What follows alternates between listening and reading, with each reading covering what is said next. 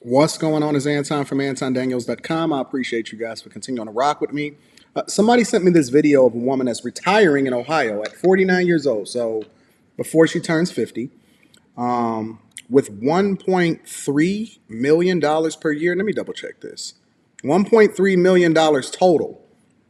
$1.3 million total, retiring at 49 years old in Ohio. Now, this troubles me. And the reason why it troubles me is because I don't think that $1.3 million is enough to retire at 49, assuming that you live 30 plus, possibly more years. How is 30 more years going to be enough for you to be able to retire of 1.3 million, especially considering inflation? Without further ado, let's go ahead and get into the video. All these visions of this young girl growing up in the South, in rural poverty, living down a dirt road, having nothing, and getting to the point where I actually have $1 million net worth. It was just the greatest feeling ever.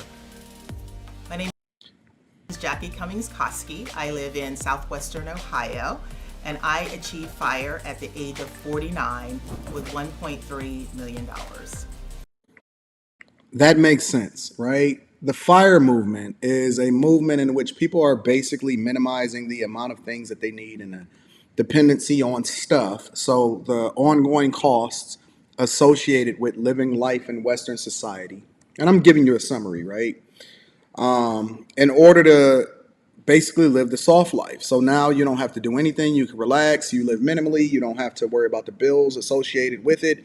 And I think that a lot of times the FIRE movement is good, but it's not good for me because I like a specific lifestyle.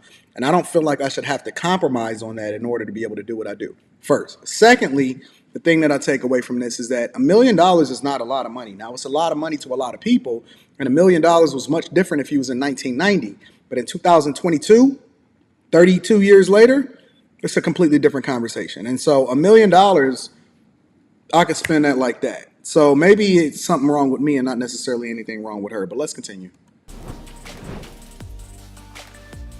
See, I don't want to have to. I don't want to have to retire to Ohio. There's nothing wrong with Ohio. I actually like Ohio. Shout out to Ohio, especially compared to Chicago or Illinois, where they just had that purge bill that go into effect next year. But I want to be living in a space where I want to be able to go fly back and forth between Miami and my hometown. You know what I'm saying? But let's continue. I came to my FIRE number after learning that you do 25 times your expenses, and that totally made sense to me. My FIRE number was right at $1 million. My expenses were between like $40,000 to $45,000 a year. So I reached that FIRE number when I was 46, but I wasn't quite ready to retire at that point. I ended up working for 2 more years, and I actually liked my job, so I wasn't in any rush to run away. I wanted a little more of a cushion, so I worked for a couple more years and retired on December 6th of 2019. So if her number was 1 million when she was 46, but she's 49, she got 1.3 million. I'm assuming that she made close to $100,000 a year. But here's my question. Why would you retire if you actually like what you do? And the reason that I'm asking this is because it's largely understood that a lot of people that are in retirement are looking for more things to do. Are you just getting bored? Are you about to focus on fitness? Are you about to travel a lot or whatever? Or are you just relaxing and just chilling? Sounds pretty drab to me.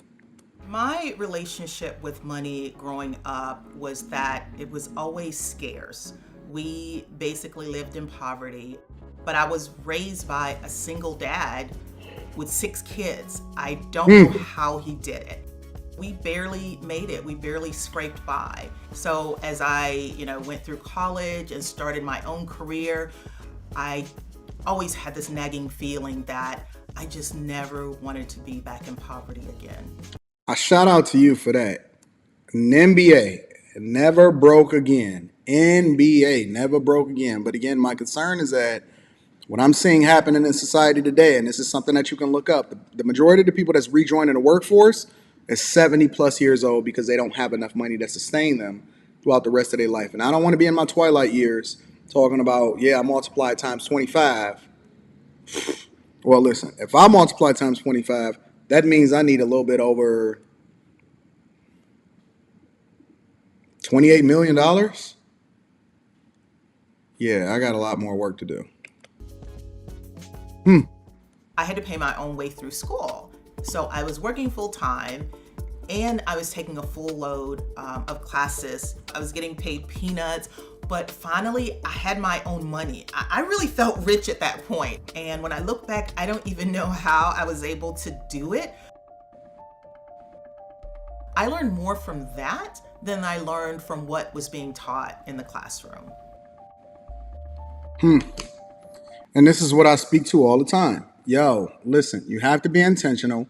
And I don't want to hear anything from people that didn't actually live it and experience it, right? I don't want nobody teaching me about student loans that's asking for student loan forgiveness and don't got their stuff paid up.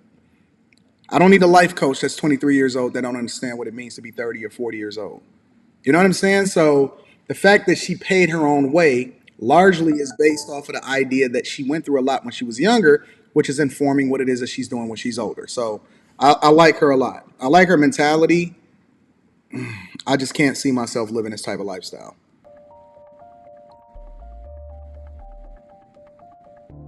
A lot of people do think that you have to make over six figures, but because there's so many variables and factors that you need to look at, I was always wanting to be smart with the money that I had versus thinking that having a higher income was always the thing that got me ahead.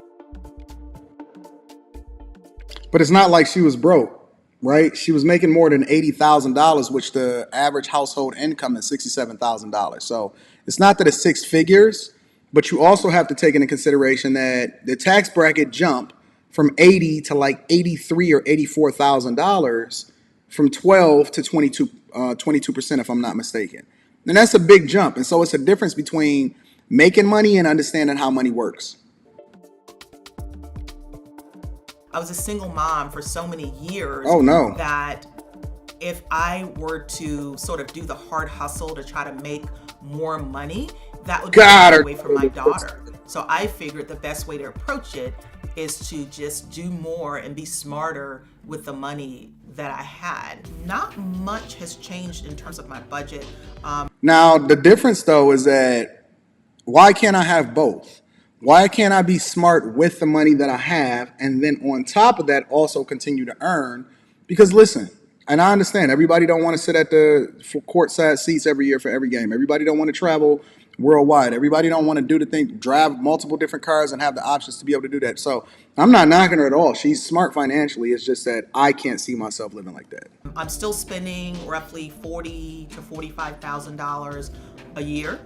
So my monthly expenses probably run about $3,000 to $4,000. So my mortgage is about $1,000 a month. She didn't even pay off her I have mortgage. a card payment. I own that outright. Grocery would be in there. I want to say maybe that's $4,000 to $5,000. But see, that's the problem. See, I don't want to retire with bills. I want to retire with zero consumer debt. Zero. $100 a month. Maybe I'll go out to eat a couple of times. Maybe go out to drink with friends. Expenses like, utilities, cell phone, things like that. All in, I'm usually between $3,000 and $4,000, and some of those expenses may even be, tax deductible because I have my own little business. I'm not the frugalist and I'm not the minimalist or any of those things, but I think again, going back to my background and growing up, I think that just helped me. She said she got a mortgage. Have it be a part of how I did everything. Not a fan of that. I own my own home. That is the only real estate that I own. Just about all of my money is in the stock market. I primarily do index funds. However, I'm one of those crazy people that actually enjoy investing in single stocks as well. My company 401k was a huge help. Again, I keep telling these people that you have to contribute into your 401k, especially if you have a match, because you are leaving free money on the table, which is going to exponentially compound. And one of the things that is going to make you rich. I guarantee you that a lot of her wealth is tied up in her house and her 401k. there for 20 years. The matching that we got was if you put in 7% in your 401k, Usually the they say company would 6. match you 9%. And that is Wow. far beyond what most companies offer. Wow. So, That's of course, impressive. took advantage of that. One of the things that the University of Michigan did was that they double matched. They double matched, which was absolutely insane. But her company is going more than 100% match, so that's pretty good. But one of the reasons why she worked there, and this is why we say total compensation, because even if she makes $80,000 a year, the total compensation when you talk about benefits and 401k matching and things like that, far beyond, it exceeds what it is that you're making just from you taking home from that $80,000 compensation. So her total compensation package was actually much more than 6 figures. The biggest chunk of my investments was in my 401k. I told you. That helped grow my net worth tremendously. Yep. A really big milestone for most people is when you hit the $1 million net worth mark. First one is the And easiest. I think or I the was hardest. 46 when I hit that number. It's easy. I feel like I have so much more opportunity because I don't have the stress of work.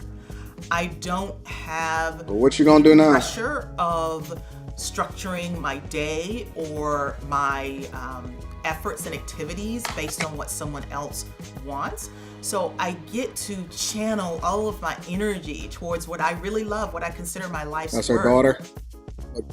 I love the outdoors.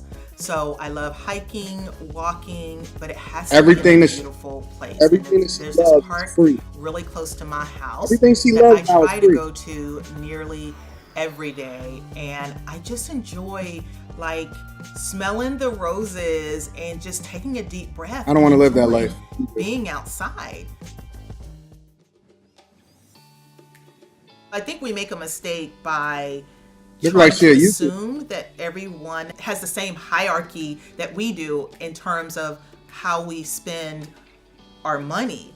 And I'm always defaulting to those things that really don't matter. Like if I can get a better deal on my cell phone, that's not going to matter much to me. If I'm going to look at my home insurance or my car insurance, and just because I shopped around, I got a slightly cheaper price, that's not going to change much for me. But if I'm going to save a few bucks, then I'll do it. There are things that I have It's not a decided convenience. I wanted to do, and that is just that's just a feeling I never thought I would have. And I love my days now because I get to set them up the way that I want, and I can just breathe more.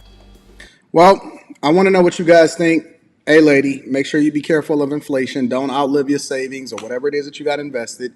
I think the biggest key is a couple different keys here. Make sure you invest in your 401k and max out by the end of the year.